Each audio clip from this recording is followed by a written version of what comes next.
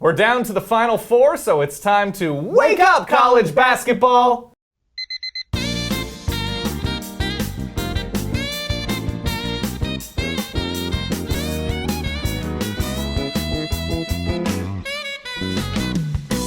Welcome back to Wake Up College Basketball, presented by 4 Points Hotels. Travel reinvented. Book now, Ryan, at 4points.com. I don't have a computer, but it's stored up here. Later. I will later. All right. Yeah. We have 4 teams. We do. We have the final 4 teams. One of them is not Virginia. One of them is not Virginia. One of them is not Oregon. One of them is not Kansas. There's only one seed. Yeah. How you feeling?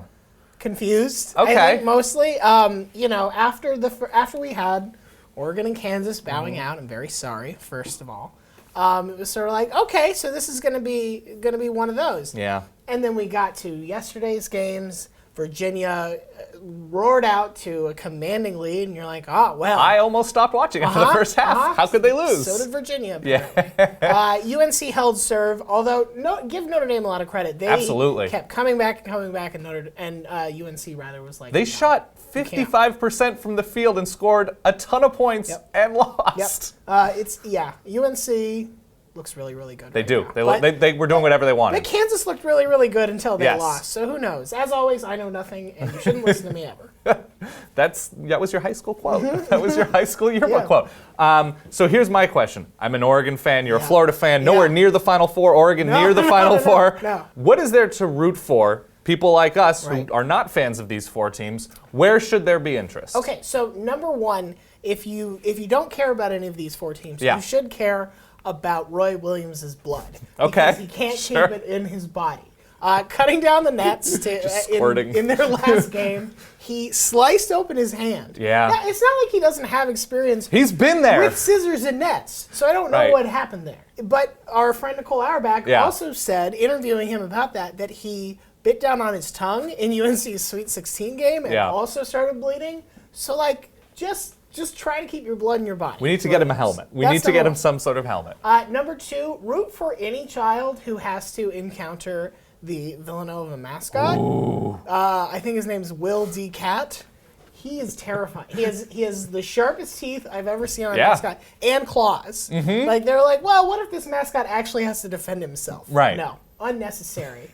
Lastly, a bit too wild. Lastly, let's root for whatever brave soul put money down on Syracuse before, not only before the tournament. Before the tournament, you could get Syracuse to win the national title at 300 to 1. Right. You could get Syracuse to win the national title at 1,000 to 1 back in mid-January, and somebody put $100 down on that.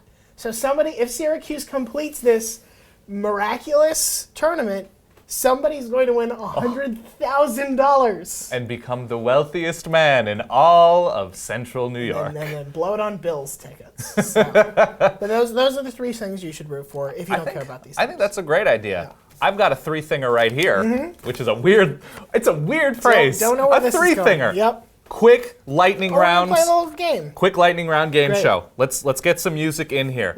I'm gonna go Buddy Hield versus blank. And you have to give me the answer. Like Blanca? Like Blanca, exactly. Okay. Because after what he did to my beloved Ducks, I don't know how he can be defeated. Okay. I do not know. He is one long basketball fatality. It's not your fault. It's hard. It's not your fault. All right, Buddy Hield versus the Wings, Chris Jenkins, Josh Hart, and of course guard Ryan Arcidiacono of Villanova. And I have to pick one or the other? No, one or the other. Buddy Hield versus them. What is your... Buddy Hield. Buddy Hield is correct. Yeah. Buddy Hield's statistics this year versus Steph Curry's statistics his final year at Davidson. Oh, wow. I'm going to say Steph Curry. It's Buddy Hield. Wow. Across the board, field goal percentage, 3-point percentage, and free throw percentage, barely. But he's not touching Bill Bradley's numbers. Let's be clear about that. We're all about Bradley here on Wake Up. Yeah. Final question. Buddy Hield versus perhaps the greatest defense of all, the 85 Bears. Wow. Buddy Hield. Buddy Hield is correct because they are football players and they are middle-aged and not particularly good at basketball. Yes. Final question, bonus. Okay. Buddy Hield versus 85 actual Grizzly Bears. I'll take the Bears in that situation. That is correct. That is because when they stand up, they can get to be about 9.8 feet tall, and that is very difficult. That'll block a shot. They will fear the Bears. All right.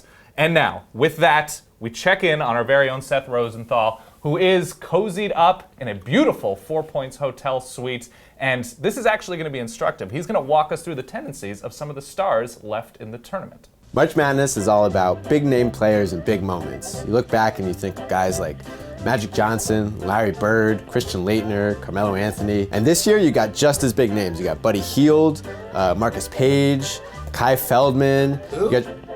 Yo, he's on Syracuse. He never plays, but he's the best. I've been in here practicing for the last few days. I've been working on the signature move of every single player. Buckets!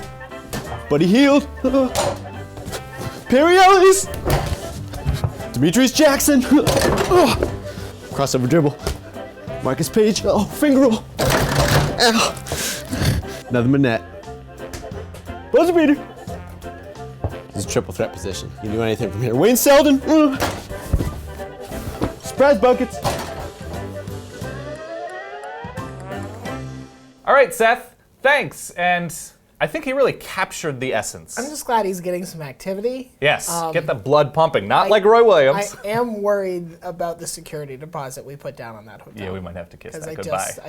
I don't think he's respected. He's a very active boy. He's an active boy, and that's why we love him. All right, and to close things out, Ryan has a theory. Look, conspiracy theory is probably the wrong word because this is clearly true. Okay.